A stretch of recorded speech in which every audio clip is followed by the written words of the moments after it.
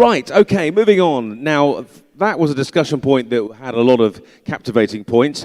Our next speech is about the metaverse and Web3. From e-commerce to V-commerce, exploring the future of virtual shopping. Please welcome to the stage Anish Trivedi, the founder of Alenka Media, to take you through the next session. Over to you, sir. And we're going to start with, first of all, thank you very much for being here today. Thank you very much for the event director, Nicole, for the panelists, and for anyone here that will be taking the time to listen to me. So we're going to make an interactive session. So if you're bored, I'll try not to make you bored. And hopefully we'll learn one thing or two of where we're going. I'll tell you a little bit about myself. I'm the director of Web3 at Light Blue. We are an award-winning experiential agency. So we're blurring the line between physical and digital, working with clients such as Prada, Burberry, Porsche, and we work in different segments.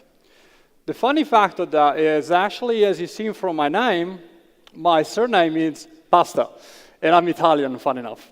So prior to making my way to Dubai, I was in Australia when I was leading the marketing for Huawei as the marketing lead, and we launched some of the most important campaign in AI. So we launched the world's first AI phone back in 2015, and I'm actively lecturing and speaking in the space to inspire a new generation, but to embrace new technology.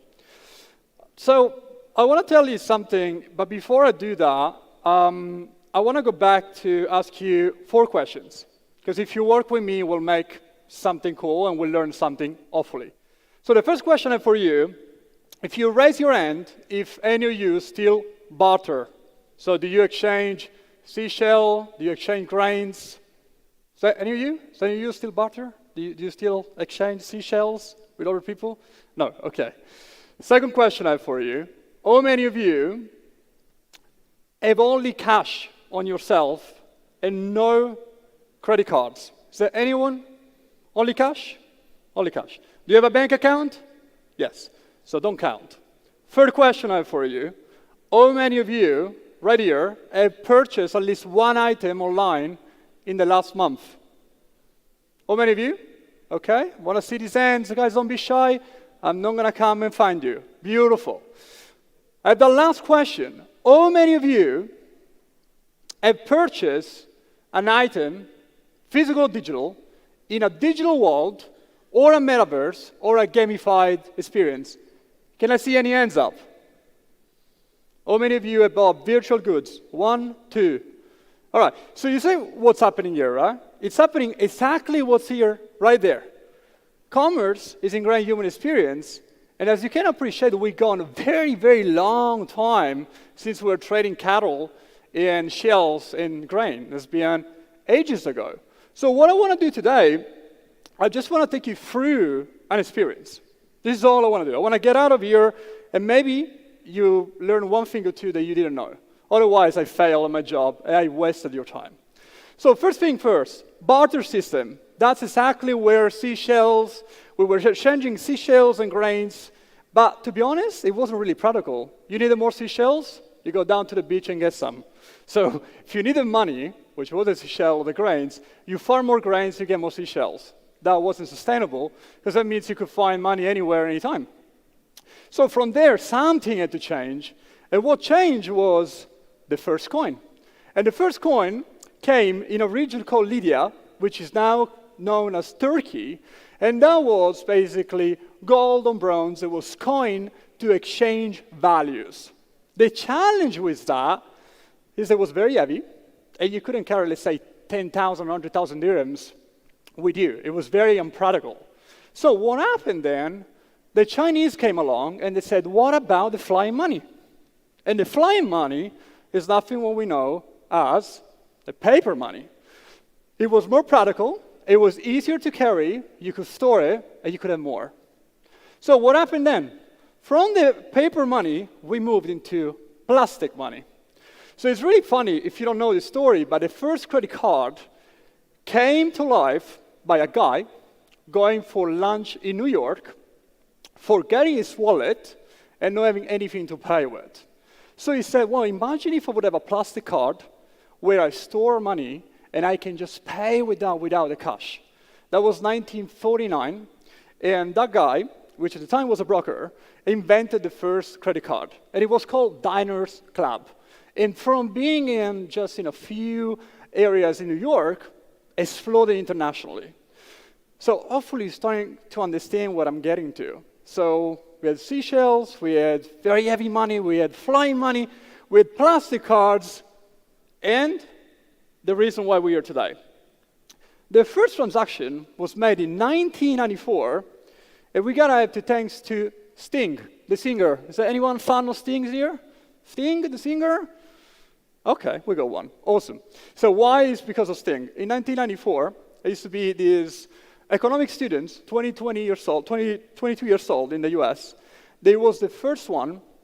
They basically sold a Sting CD, musical CD, to a friend of his 300 miles away in the US, making the first e-commerce transaction. After that, Amazon and eBay came to life. After that, everything changed. After that is the reason why we are today. After that, we started seeing e-commerce growing exponentially. And personally, I listed only 4 reasons, but I'm sure there are so many more.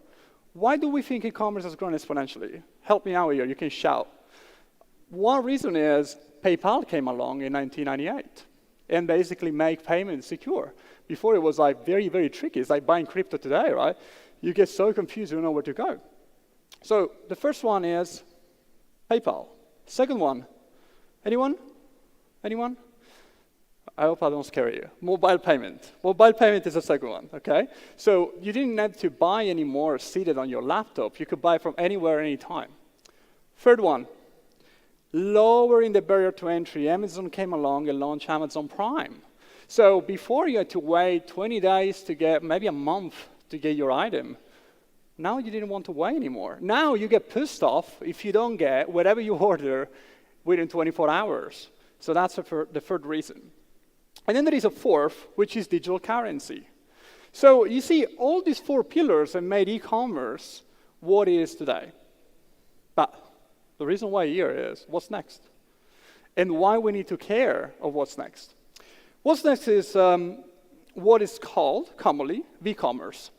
V-commerce is reinventing the shopping experience by leveraging the power of AI, VR, AR, blurring the line between physical and digital. So it's not going to be anymore a static website where you go on a JPEG and you buy stuff. It is going to be immersing yourself in the product, learning about your product, falling in love with the product. But then I was here and thinking, am I making this up?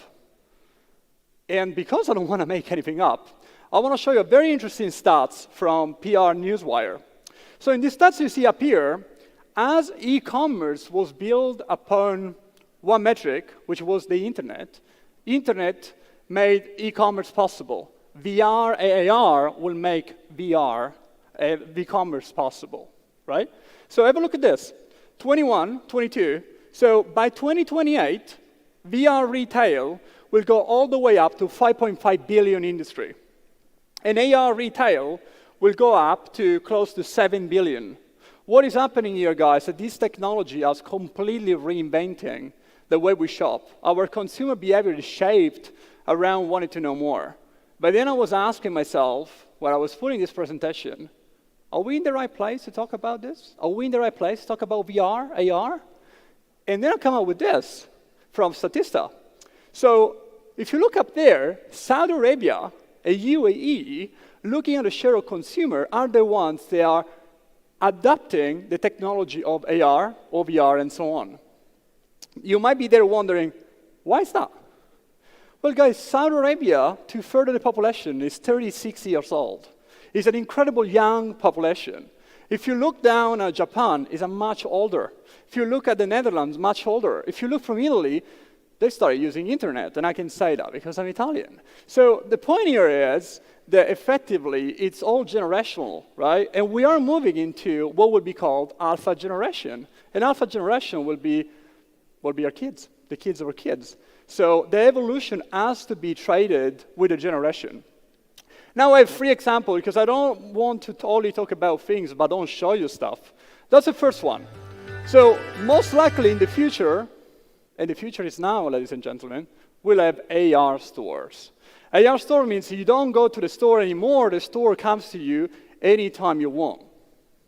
And that means is you take your mobile out, you trace an area, could be your park, could be your house, it has to be an area which is not congested by other elements, and you basically create a store where you choose what you want to buy. You want to buy a fridge, you want to see how much it costs, you want to see the details, you want to see inside. Now, go on your website, go on any website, and you'll see a static page with a static image. They could be beautifully looking, but it's still a static image. Here, you're immersing yourself in the product. You're opening the product. Now, I'm opening the fridge. I mean, look at the backdrop, guys. The backdrop is basically, as someone who works in the space, it's incredible. So, our consumer behavior is shifting. We want more, and because we want more, we need to embrace it. And because we need to embrace it, all the e-commerce out there need to make the shift. They will later completely change, evolve, and create a new opportunity. So that's one first example. I want to show you another example, which has been already gone basically pretty much everywhere. This is a website-based example, right? So instead of having a static image here, you're walking into a Tiffany store. You are looking at the necklace that your wife or your girlfriend will want, but you don't want to buy because it's too expensive. I have that problem every day. And on that, you click in there and you look at the specs. But then let's take it further, right? I want to try it on because maybe I don't like it. So with that AR filter that Tiffany just launched in partnership with Snapchat, you'll be able to see, use the Snap filter, and basically try the necklace or the bracelet on you. So again, that's another example. And now I want to show you the last example, which is going back to what Emmanuel said, right? It goes back to the metaverse, right? We go into a digital world, and to go into this digital world, I want to show you a digital world of some of our partners called Journey. So what you're seeing here is, this is a metaverse. This is a metaverse where you have the BMW iVision right here, which I can engage with it by clicking and seeing what's going on around the car. I can see the headlight, I can see inside. The guy you see behind is the BMW CEO, that's his hologram there, talking about the experience. So what is happening here is, you say, oh, I don't want to wear a VR, I feel like I want to puke. No. This one actually you can access from mobile, you can access from desktop, you can access from tablet, and it will also have VR capabilities if you want to. So effectively, you might say, well, Mirko, but I'm not going to buy a car in one tap. Exactly. But you might want to book a test drive. So again, guys, don't see us selling something, see us providing value, because when you provide value, things will sell for itself. So in this case, you can get your, let's say you can get your test drive. If it would be a shoe, though, it would be a massive, which I have another example of a massive Adidas shoes. You can actually go inside the shoes and say, oh, this looks awesome. And you can purchase by being directed either to an integrated e-shop in the platform, or you'll be driving out of the platform and going to the website or the merchant. So I want to leave you with one provocative thought. And I hope you learn a little bit about the evolution of where we're going. And the provocative thoughts, ladies and gentlemen, is a concept called digital Darwinism.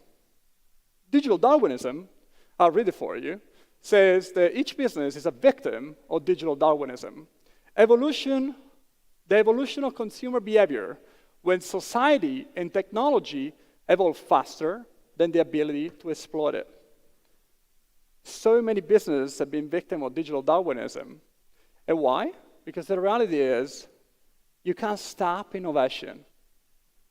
Either you embrace it, either you take it with you on a journey and you capitalize, or either you be left behind.